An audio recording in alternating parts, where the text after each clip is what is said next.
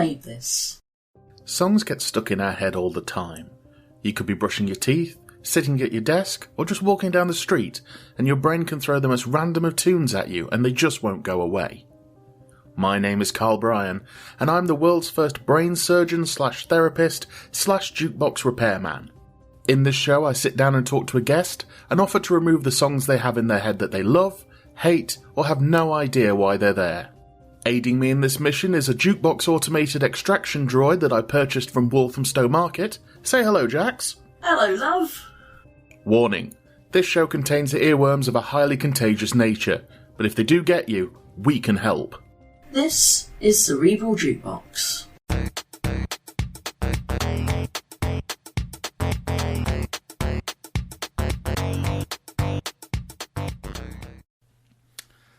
Hello everyone, thank you very much for downloading this episode. It's me, Carl, your host, as usual. I'm going to get pretty much straight into this one. This episode is with Olie Spring, also known as the Mastermind Olie Spring. He's a wrestling commentator, musician, podcaster, amongst a load of other things.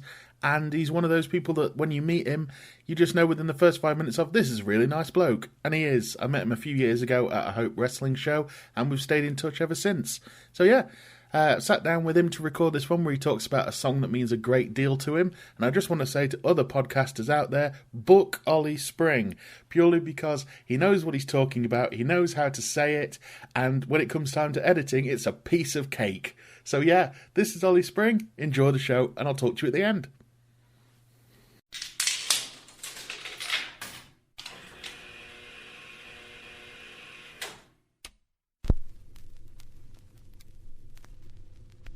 Hello, Ollie, how you doing?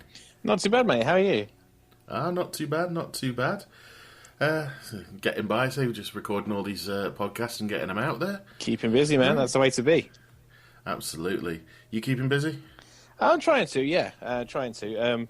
I'm just trying to find ways to occupy yourself when you're kind of stuck indoors. It's quite tricky. I spent lockdown one just basically playing video games. And it was, I kind of got a bit out of shape and my body was kind of creaking and aching all the time. So kind of lockdown two, I'm trying to be a bit healthy. I've kind of dropped some of the video games. I've actually got into board games, which is a really weird thing. As you know, I'm quite a busy wrestling commentator, but with no shows happening, there's been a really big hole in my life at the moment. So doing anything I can that kind of keeps my mind occupied and keeps myself busy to pass the time. And been playing a lot of board games, watching a lot of Netflix, and just trying to keep busy really. Like you, so you've been super busy recording these, and that's awesome to see. And it's I mean, it could be worse, I think, in all honesty. Yeah, I think everyone's gone into this one a bit more prepared. Exactly. Right. Do you want to introduce the song that you've picked for us today? Yeah, the song I've picked is off probably the most influential album of my life. In fact, actually, I kind of chuckled to myself because I don't really use Zoom ever. And then I've kind of logged in on my phone and I've realized that I've set my Zoom kind of user icon thing to the Green Day Heart Grenade and the Green Day American Idiot logo. But I've picked the song Whatshername, which is not probably not the most known song on the album. In fact, might even be the least known song on the album, but it's one that kind of has left a lasting impression on me for a number of reasons, and it's just one that always gets stuck in my head at various points usually when I need it the most. It's almost like a beacon of light when I'm feeling the lowest. Although when you kind of approached me about this, as soon as you said songs that get stuck in your head and things, I had a list as long as my arm of so many songs because I have a bit of an addictive personality, and as soon as a song's in my head, I have a really bad habit of ruining it. I take a really good song and I sing it constantly for like a week solid, and then everybody around me immediately hates the song because I just haven't stopped singing it. But I thought for the sake of today, just I wanted to give you a bit more better content than just I heard this one on YouTube last week and I thought it was all right. I've gone with one that's always stuck in my head for better reasons, just than it's got a catchy riff. Thought I ran into you down on the street. Then it turned out to only be a dream. Well, like you say, it is off probably arguably the most popular album they've done. I think so, yeah. Yeah, and but like you said, because I've listened to American Idiot a good few times in life, and you went, oh, it's this one. I was like, oh, I know that one, and then Yeah. do I know that one? And it's like you said, it's one of the almost the tucked away ones in the sort of final third of the album, isn't it? That's it. In most versions, I think it's pretty much the last album on the track. And actually, that kind of feeling of deja vu is exactly what the song's really about. Thinking like the first line is, thought I bumped into you down on the street. And it's that kind of thing of, and in a way, it's a feeling that I had at the time when the album was most influential to me. Was kind of so I guess a bit of backstory. American Idiot came out the same year that I first went to university. And I'm a huge Green Day fan anyway. Green Day have always been my kind of number one band. And American Idiot was released. I want to say it was either the first week or kind of the first month at least. It was September 2004, if I'm not mistaken, that it was released. And that was when I just started university. I was at uni in York. I live in Milton Keynes. York is about 3.5 hours coach ride away. So I was away from home, living in the middle of York's not a big city, but compared to the village I grew up in, it's got quite a lot of hustle and bustle. So I was a little kid from suburbia growing up in kind of moving away to the city and kind of getting lost in the urban jungle. And then Green Day released American Idiot, the album itself. And essentially it's a bit of a concept album. It tells a story throughout the whole thing. And it's about, the guy from suburbia, the Jesus of suburbia, kind of escaping what he thinks is a horrible lifestyle. Goes to the city, think it's going to be all glitz and glamour, and it's his journey basically about surviving in the big city, being away from his friends and family and things like that. And at a time when I was, first away from home for the first time, feeling quite homesick, the entire album just absolutely resonated with me. I bought the deluxe version that has an awful lot more kind of story to the inside. It almost reads like a book. Is that the one that is a hardback book? Yes, exactly that. Exactly that. I had that one. Yeah. It's amazing, and I'm sure you've obviously read through and you've seen all the notes. I guess for everyone listening that doesn't own it, they kind of take the lyrics and they interweave it into a song and into a whole story. There's like little kind of like postcards and little letters home and things that kind of really fill in the gaps in between the songs, so you know what's happening. Yes, and Whatshername, I say the closer is it's a feeling I definitely had walking around York. There was times where I'd be bumping into people and, kind of looking down the street and thinking I saw somebody I recognised. And I guess I was just reaching out in hope for some sort of familiarity when I was so far away from home.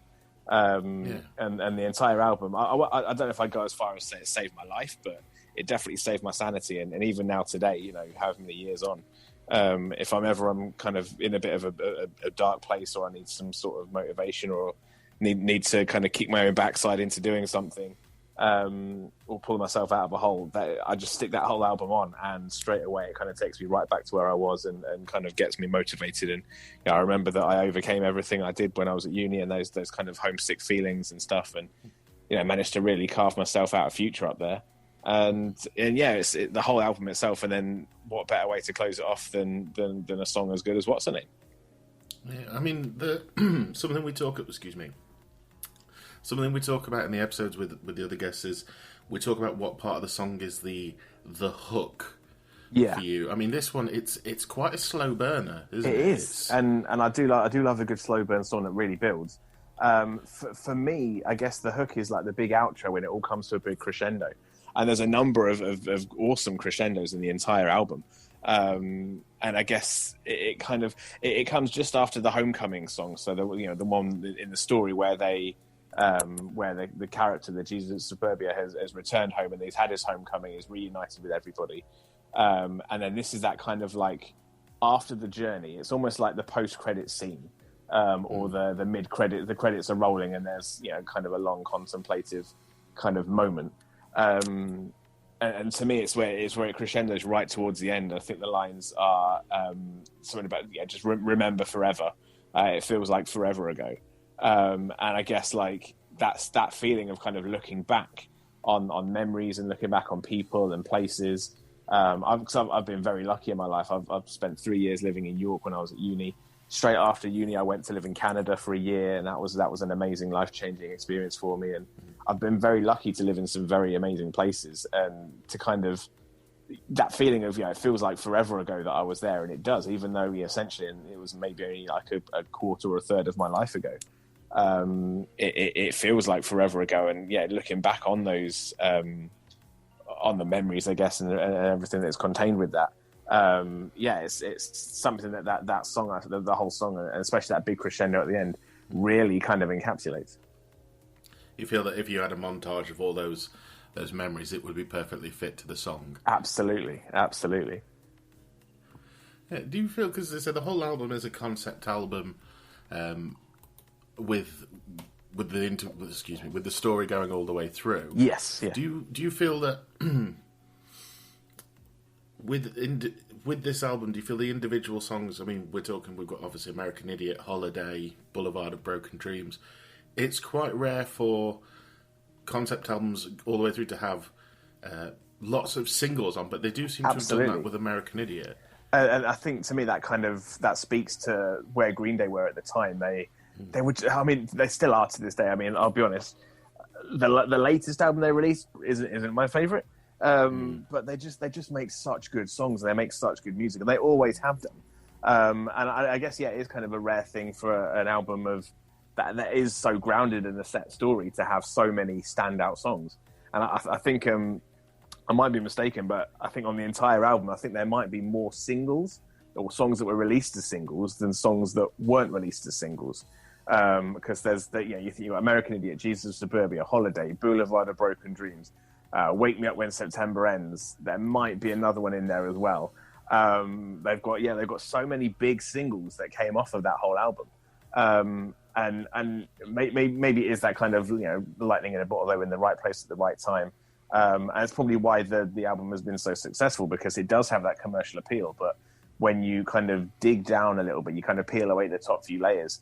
And as I say, like we both know, with that deluxe version of the album, you see the story in between, and you actually see it's not that far fetched to piece all of the songs together. I'm not sure if you're aware, but there was they actually made it into a stage show. I was going to ask if you'd seen the musical. I've seen it 3 times, I think, or is it 4 times? I saw it once when it was very, very first released. I bought the tickets a year in advance. I was absolutely hyped. I saw that in Birmingham. Then they did a rerun maybe about 5 or 6, maybe 7 years later down in London, and I saw it there. And then I was extremely lucky again to see it in my hometown in Milton Keynes at the MK Theatre, and I saw that with my dad.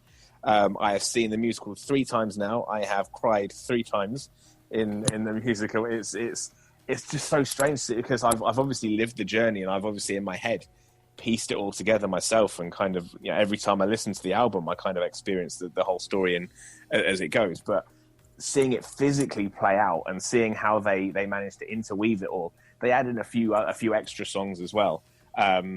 Songs from 21st Century Breakdown, which was the album that came afterwards. A couple of songs that were B-sides as well. Songs that just happened to make sense and happened to fit in with the story. And again, by the time it closes out with Whatshername, again, it's not only am I listening to it, I'm physically seeing the characters and the emotion in their faces, and it always gets me. And then everyone, I think the encore is where they all come back out with their own acoustic guitars, and they do "Time of Your Life," Good Riddance, which is that's kind of like my all-time favorite song. Seeing it on stage as well was just an awesome experience. I was trying to kind of do the super fan thing and kind of tour around the country with them and try and get tickets to everything, but at the time it just wasn't financially viable. But I would happily have seen it in every theatre in the UK if I had the chance to. Oh wow, that's I mean, with musicals, do you feel that musicals that are taken from something like a concept album like we've got here with a through narrative, do you feel that they are better built than ones that say based on the music of? Yeah, see, I can't really. So a bit of a weird side story that doesn't really apply to anything. I've actually been in quite a few musicals in my teenage years. It was like a summer camp thing. So I've done quite a few musicals in my time. However, I haven't really seen many, so I couldn't really comment. Obviously, I know there's like the Queen We Will Rock You one, and there's a whole heap. I have no idea how they piece together. So I have no bar to measure it against, really. But I think if people enjoy them and there's enough story there, then one. I mean, I think ABBA had Mamma Mia. They had they got 2 films out of their music. So as I say, if people enjoy it and fans of the product enjoy it, then fans of the bands enjoy it, then I guess all power to them. I'm not going to pretend that I've seen enough to be able to judge. But to me, when I heard and when I read reports that they were going to make it into a Broadway musical, it just made sense. It was either going to be that or it was going to be a movie. But I think when it's so heavily based around music, I think enjoying it live is the way to go. Especially when you've got punk rock, when you've got guitars and drums and bass. The guitarist, the drummer, and the bassist, they weren't sat down in the musicians' pit. They were very much part of the stage. They were always somewhere on the stage that was constantly moving and constantly being set up for different areas and stuff. Because I don't know how much you know about the musical, but they split it into 3 different characters. So you have one character that stays at home, one character that goes to the city, and one character that goes off to war. And I'm guessing that would have been Afghanistan at the time. So there's these 3 constant changing kind of backdrops, and they're moving around various bits on wheels and stuff to kind of change it from a city into a suburb, into a war zone, and it really is quite creative the way they've done it. But I've completely lost my train of thought. I don't know where I was going with that. You asked me about if it was about other musicals, but no, I think it just makes sense for American Idiot to be done as a stage production. I think the only other thing I could really base it against is there was a movie, wasn't there, that was based on the Beatles? I can't remember. Was it Across the Universe? Oh yes, was it animated or partially animated? I don't think it was. I think it was all. Well, there might have been some kind of weird animations, but that's the only other thing I've got any experience of as far as seeing, like you say, the music of somebody being used to tell a story. And actually, that movie, I thoroughly enjoyed that movie, to be honest. So I guess if it makes sense to people making it, then I say all power to them. But when you have a strong concept album, I think it makes it so much easier because a lot of the work's already there. The music was already there. If anything, that was maybe a little bit of work on the kind of what's the word I'm looking for? Not the production, but kind of I want to say choreographing, but that's not the word either. What's the word I'm looking for? For like composing the vocal parts, because they take the arrangement. That's exactly it. Because they've got kind of small kind of choirs and choruses of people in pretty much every song. You've got multiple different vocal parts with multiple different harmonies. Again, there's a CD and there's an audible copy of the entire kind of stage show version of the songs, and that's something I listen to on a semi-regular basis, and it's just quite cool hearing even punk songs like American Idiot with 4-part harmonies and canon vocals in the post-chorus, and it's such a cool experience. You get to kind of, you don't necessarily soak it up first person, but you get to at least experience what it's like to have the new arrangements of the songs, because the music's still the same, the lyrics are still the same, but when you've got all various tenors and altos and sopranos singing along, it's it gets quite powerful. I mean, so obviously you're a big Green Day fan. I mean, have you always been a big Green Day fan since sort of way back when? Or? Yeah, pretty much. It was one of my. So I've kind of had a bit of a sheltered upbringing with music. My dad was really into folk music, but the kind of the heavier stuff I had to kind of discover through friends. I guess when you're doing that, is you either have like an elder brother or sister that knows stuff and passes it down, or you kind of discover it through friends. Well, I actually kind of discovered it by listening into the cool kids, the kind of the alternative kids in school. I would kind of hover over and eavesdrop into their conversations and listen out for band names that they were talking about and do my investigations. But I want to say it was actually the album Warning that got me into Green Day, which many people say was one of the weaker albums, but again, I absolutely love it. There's some really good songs on I've got a strong love for Warning. It is so good, and I guess it kind of I like bands that show a bit of diversity, and Green Day, that was almost like their kind of acoustic country album, but it was still obviously Green Day. There's still some very, very strong songs on there, and I think I kind of just went a bit random with it. I think I went from Warning to Insomniac. And then I think I picked up Nimrod somewhere in the middle, and then I got Dookie at the end. And I kind of listened to those 4 albums and then had international super hits as well. And that was always strong. But then I think when they came back with American Idiot at a time where the world needed a song like that, that was when my ears really pricked up. And, as I say, American Idiot came out. And it just affected me so much that it was kind of clear that they were doing something special. Yeah, I mean, for me, when I was sort of between sort of 17, 18, I think that's when Nimrod came out. Mm-hmm. And I used to see that album. My friend had a Nimrod T-shirt. Quite a few people I knew had Nimrod T-shirts. Yeah. The kind of the famous one. And I think I must have seen that album cover every day. Yeah. for 2 years. To me, I think Nimrod could be the perfect rock album. I don't think there's a better all-round rock album than Nimrod, in all honesty. American Idiot is exceptional, but there's something about Nimrod that it ticks so many boxes and has so much diversity on it. I think it could be the best album ever made. Never really thought about it that way. It is one that I can go back to again and again. Absolutely. Yeah. Even now, I can't even remember how many years later. Dread to think how many years it's been since it was released. But you've got your kind of your standard kind of punk singles. You've got a few angrier songs. You've got a few lighter songs. It has its ups and its downs. It has energy and it has anger and it has emotion and it has love and it has hate and it has so much on that album. They pack so much into it. And again, it's a bit of a ride from start to finish, but just without that kind of story narrative. But while Nimrod, I think, is possibly one of the best albums ever made, I don't think an album's ever come close to kind of affecting me kind of personally and emotionally than American Idiot did. Okay. Well, it almost feels pointless saying this bit now, but on every episode we do ask the guest if they want to have the song removed from their Cerebral Jukebox or if they want to keep it for prosperity. I'm holding on to my seat just in case you do surprise me here. But Ollie, do you want to keep the song or not? I would love to keep the song. Can I ask how? Because I think the last episode that I listened to, you said you were at the count of only one person ever asked you to get rid of it. Has anybody else since said yes? There has been a couple, yes. Oh, I'll have to keep an ear reasons. out. Yeah, I'll have to keep an ear out for sure. Yeah, there's been a couple. One because they want.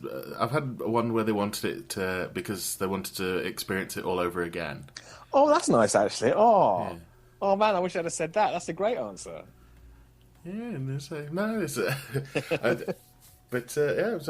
that's another one for the keep pile. Ollie, is there anything on the internet you'd like to promote at all? It's kind of hard at the moment, isn't it? Because there's not much happening. To be honest, I have been a little bit musical in lockdown. I've in a past life I did have written albums and made songs and all this sort of stuff. And I have made some MCU inspired songs. Basically, a friend, I was struggling with lockdown, and as I said, I needed something to do. And a friend was like, "Why don't you just write some songs again?" I'm like, and for me, songwriting it's like getting blood from a stone. And he said, just pick something you're passionate about. What are you passionate about? You love Marvel films, right? And I was like, yeah, that's true. And what I did, I watched the entire MCU in 4 days. I barely slept, I barely ate, but I watched all 23 films over 4 days.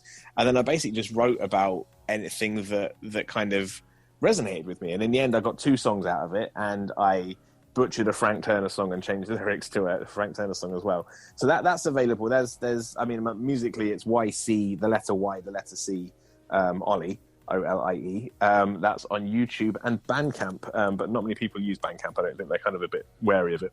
But YC Olie on Facebook and on YouTube will have access to all the songs I've got, all my lockdown songs anyway. If anyone is fussed about wrestling commentary, I'm the mastermind at Olie Spring. The kind of Instagram and Twitter stuff is F4R_mastermind, if anyone fancies it. Right, Ollie, thank you very much for coming on. It's been a pleasure, mate. It's been a nice little chat.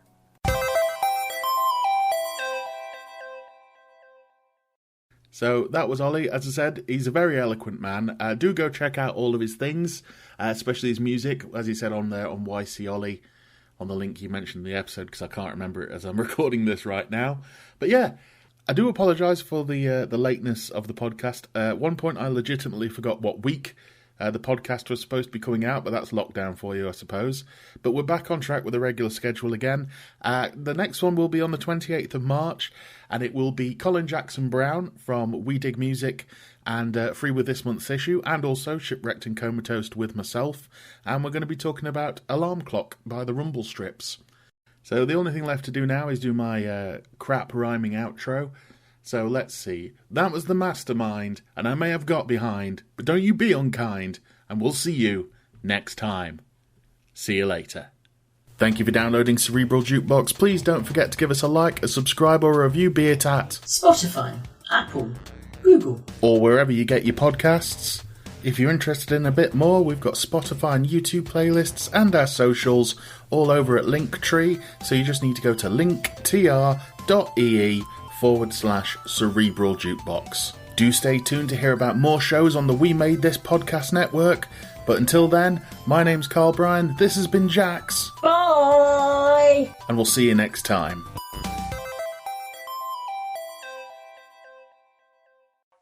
Elsewhere on We Made This. Free with this month's issue. If you think about the band name, they didn't even commit to being good themselves, because Warm Jets is pretty shit. Yeah, but it's Here Come the Warm Jets by Bryan is where they got it from, which is a fucking brilliant album. Like, trying to do a rock band, naming yourself after a fucking ambient album. No, it's a glam rock album. Oh, is it? It's not one of his ambient ones. Yeah. So Alright, it's got Babies on Fire on it and stuff like that. Fair enough then.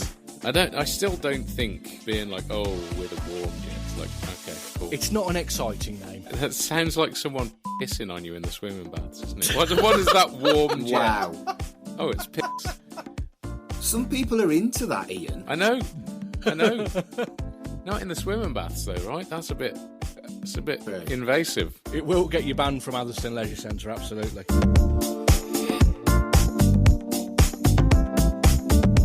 Shipwrecked and Comatose, a Red Dwarf podcast. How is it tiring that we've sat on our arses and watched something on a PC screen?